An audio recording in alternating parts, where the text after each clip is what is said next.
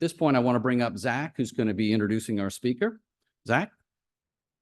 Hello, everybody. Hope you guys are enjoying your lunch today. Today, we are being presented with Ayman Shamaa, and he is the principal and founder of Shamaa Consulting Group, a worldwide consulting firm based in Orlando with clients in Spain, Germany, Austria, the UK, Egypt, the Philippines, and of course, the United States of America. By 21, he had started 3 businesses, which allowed him to learn financial business cycles, client relations, and the struggles of an aspiring entrepreneur firsthand. During his career, Ayman has helped several firms develop their growth and turnaround strategies, as well as design and implement the capabilities and operating models necessary to achieve them. His experience in finance, combined with his past experience across business development industries, bringing an owner and business operator mindset to his strategy consulting work. Now, I'm going to go on a personal tangent about Mr. Ayman here. He has a business in College Park, Mills area called Z Co-Space, and what he is doing for the community is quite grand. He brings together young people, entrepreneurs, just to come in as more of a cafe, enjoy kava, drinks, and meet and have events. So it's great. It's a great community space, especially for young professionals. And as a use case, I was there today trying to print something for Tammy on the board because they have a printer for anybody to use. And I grabbed a coffee while I was there. So that's just a quick tidbit about what Ayman has been up to. So please, I present you Ayman Shamaa. I am humbled by that introduction, Zach. Thank you very much. I appreciate that.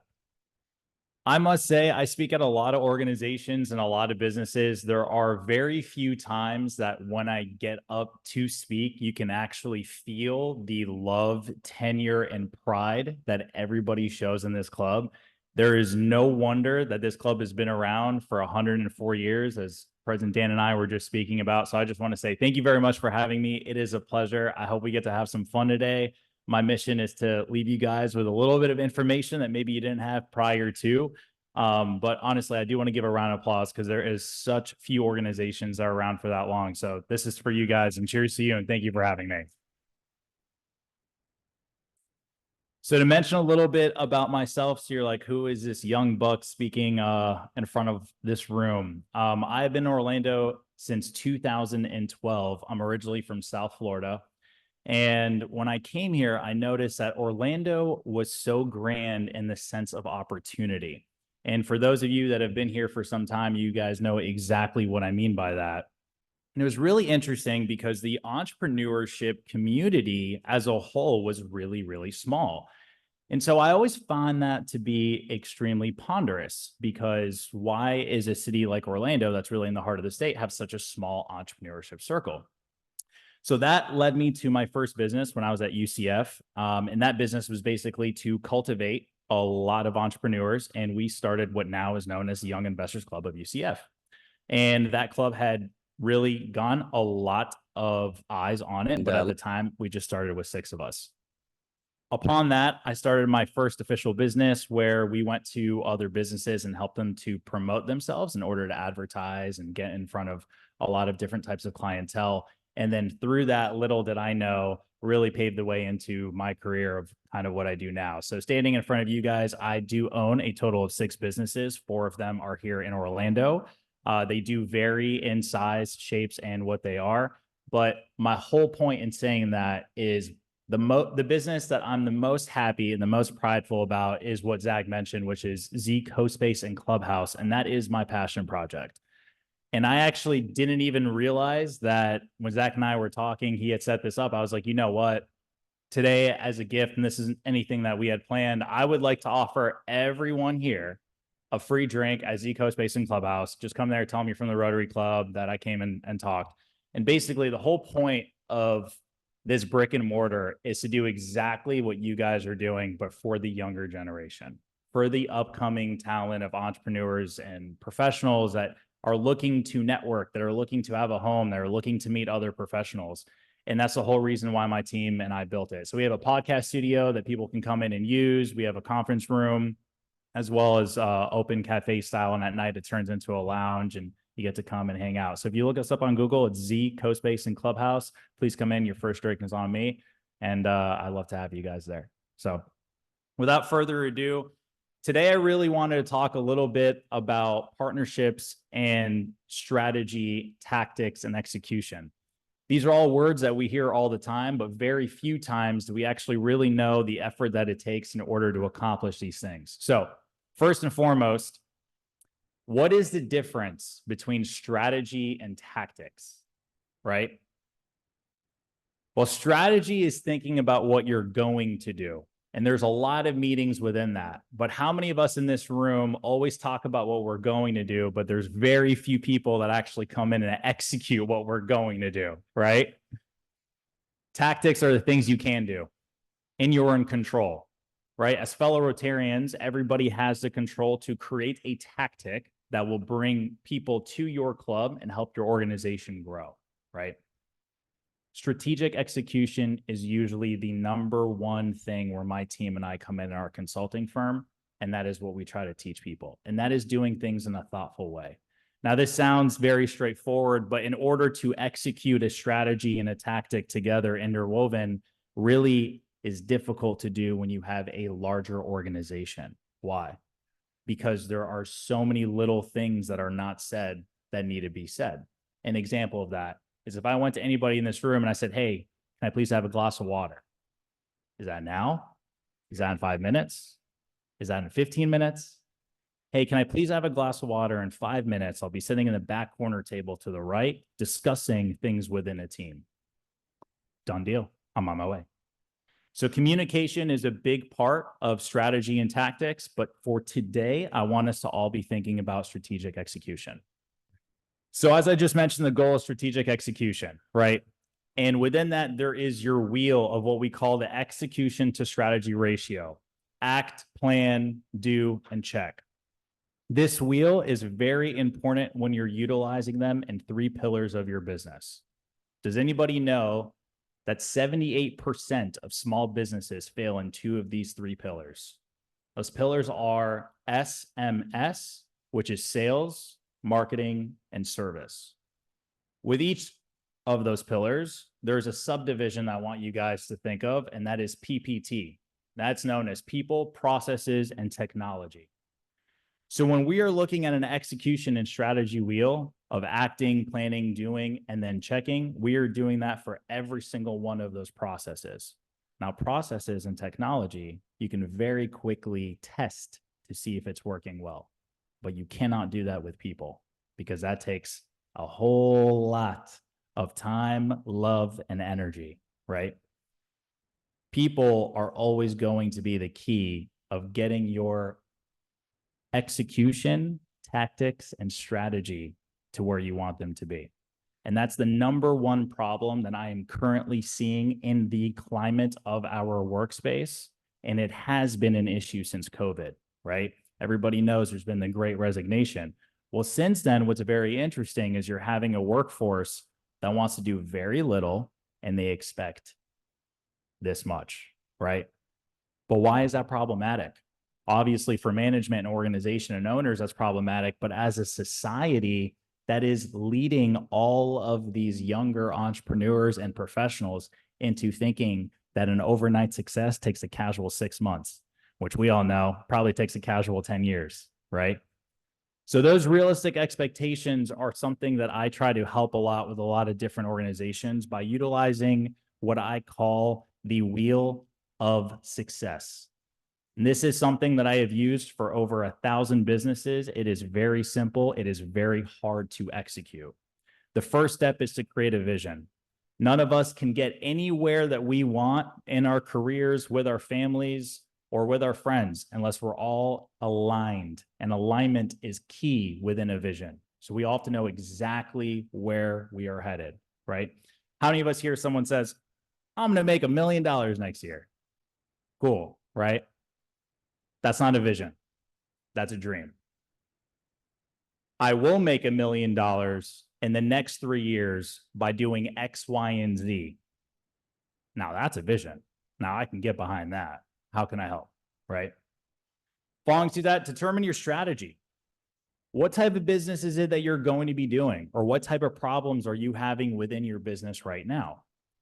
Is it something that is fixable by technology? Is it something that is fixable by training? Or is it something that's fixable by just having sit downs like this where we all get together and get to communicate with one another?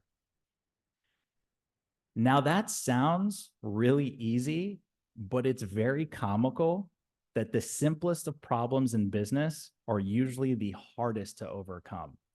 And communication is another huge issue that I'm seeing. So why do I say that, right? Why do I say that communication is the most important piece of it? Because there are businesses out there that I get to see behind closed doors, and it is one of the most humbling experiences because you see all these different businesses, doctors and lawyers and mid-cap companies, large cap companies, and your small mom and pop business. And all of them suffer from the same redundant issue. They have no strategy behind what they want to do, and they are reactive to everything that's happening. Oh, we need more money for this. Oh, we didn't get a chance to get in front of these people. Oh, what happened to our product last quarter? Our sales plummeted by 30%. Oh, hold on. This affiliate partner that was an alliance partner was supposed to come on, but they didn't. What do? Nobody sits and talks about what we're going to be doing for the next 2 quarters. Fun fact, every single Fortune 500 company that you know as a household name, they don't plan for 2 quarters ahead. They plan for 2 years in advance. Obviously, things in life happen like COVID or things of that nature, and they react to it. But for the most part, 2 years ahead. Procter & Gamble, fine example of that. They literally charted. If you guys ever have some downtime and you want to check this out, Google the story Procter & Gamble. They charted every single acquisition that they now have. And just so you guys know, 1 out of every 2 things that you buy in your favorite grocery store, whether that be Publix, Costco, or wherever, is owned by P&G. That was a 2-year plan that they executed like that. And it didn't get any news coverage. And there's a reason for that. You have to plan ahead. You cannot be reactive. You have to be proactive, right? Number 3, set your goals. Once you create your vision, you determine a strategy, you're going to set a goal, right? That goal is going to be very specific to the people that work within your realm of your business. And that's going to be either sales, marketing, or service and everything within that. Number 4, take action. That's where that execution piece comes in. There is this beautiful tool called the Gallup Strength Finder Assessment. It's done by Clifton. You guys may very well be aware of it. Clifton did this survey over 83 years, and they asked people a very simple question. But the funny part was, depending on where you're located, your answer was very different. Here in America, we are taught what? What are we taught? What are we taught the most about working, right? We all live to work. The majority of other countries, meaning every other country but us, they work to live. So that ideology changes you. It changes your workforce. It changes your management. It changes your customers. So finding out exactly how to pierce that will literally put you ahead of 99% of the customers and clients that come to us for help. They don't know how to pierce that. Right? Make sense? Following suit, you evaluate and adjust. Number 5 is something that I also see very commonly being missed. We create a vision, we determine a strategy, we get everybody together, we set our goals, we take action. We're so happy, we're so happy, we're so happy. How did we do it? Can we do it again? You have to evaluate. You have to adjust the things that are not working exactly to what they were when you set those goals. In front of you here, you're going to see 2 circles: business leader and a visionary inventor. Can anybody in this room tell me what the number 1 difference is between these 2? Limitation? Implementation? President Dan just got it. Execution. Most business leaders can execute very, very well, and they know exactly how to get the job done. Most visionaries are creatives. They are artists. And the crazy part is they're geniuses when it comes to what it is that they want to do. But most artists are forced to become entrepreneurs.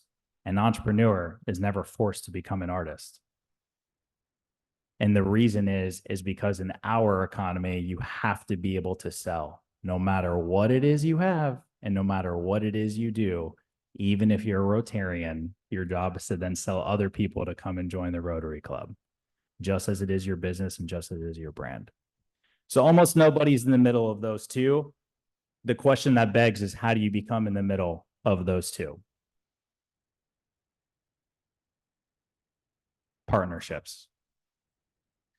The more that you are able to partner with people around you, you no longer have to be an all-in-one solution. You can become an all-in-one connector. And the most beautiful thing about the Rotary clubs that I've spoken to, or Toastmasters, or any organizations of that matter, is they have cultivated amazing partnerships that are usually used at a very, very, very small scale, right?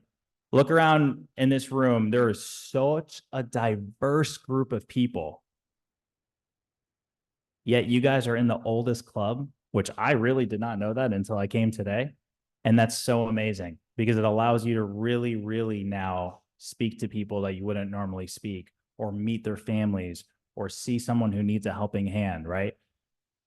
The number one thing that I think Zach could even talk about when we're at Zico Space and we have entrepreneurs that come in, the first thing they say is, I didn't know that there was a place I could just go to meet other professionals. And I'm sure that you guys see the same thing. Partnership is one of the largest words that my team and I has made a goal for 2024. So that means at the end of every single month, I ask one question before I close my meeting with every single one of my businesses. And I go, how did we grow our partnerships? Just that simple. Within partnerships, and I'm not going to go through every single one of these for the sake of time, but through these, there is a way to test your partnership abilities and how they work. Around the word, you'll see that there's obviously teamwork, plan, collaboration, performance, trust, success, and business. Those are all great, right? Those bring people together and allows you to measure that. But in my opinion, there is no such thing as a partnership if both parties are not winning and there's alignment within what they want and how they want it. Thank you guys very much for listening.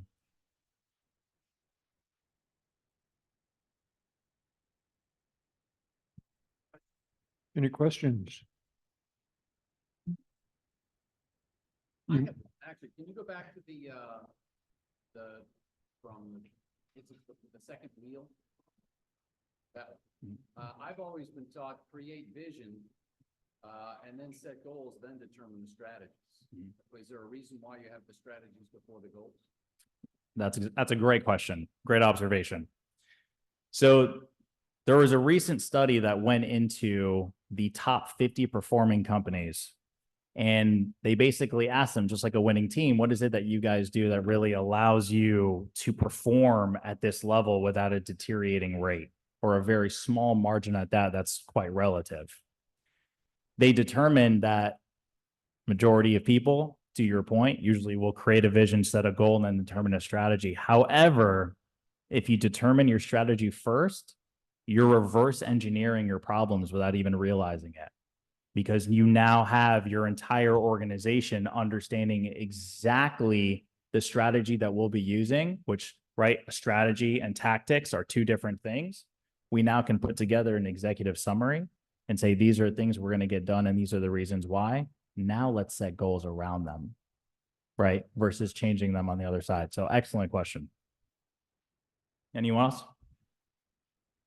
One right here. So back to number 2, would you say then that that would be thinking about what your call to action is beforehand and then setting the goals to meet your call to action? I think call to action is definitely a great place to start, but I would almost want you to look at it in the sense of, let's say your call to action is to increase sales, right? What specifically can we do to increase those sales with what we currently have, right? And that's where the art piece comes in, right? That's when you're like, okay, how do I play with these levers in front of me and really extract the most efficient approach I can with my team? So you want to be able to create something that works well within what you have at your disposal, but you want strategies that will take you past your goal, right? If anyone ever has played golf in this room, the first thing you learn is you drive through the ball, right? You don't stop at the ball.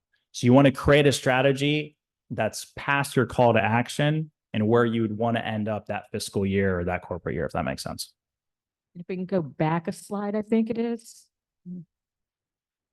Okay, so on here, on act and do, I'm not sure I can distinguish between the two of those. So can you summarize that? I'm so happy you asked that. I was hoping the one question I'd get was between the act and the do. So thank you for asking that. When you act or you are acting, you are thinking of what you are going to be doing prior to doing it. You're actually living through those moments, that vision, that goal, exactly what you want to accomplish. When you're doing, you're executing, and you're executing those exact thoughts, goals, and visions that you had set forth. So the biggest difference is we have a lot of actors in business. We have very few executors, very few doers. Anyone else? I really appreciate all this. I'm on the board of advisors of 1 Million Cups. We're in over 100 different cities in the United States. And what we do is train and encourage entrepreneurs. I want to get together and talk to you. We need to get together. I'd love to. It'd be my pleasure. Way on the other side. Hold on.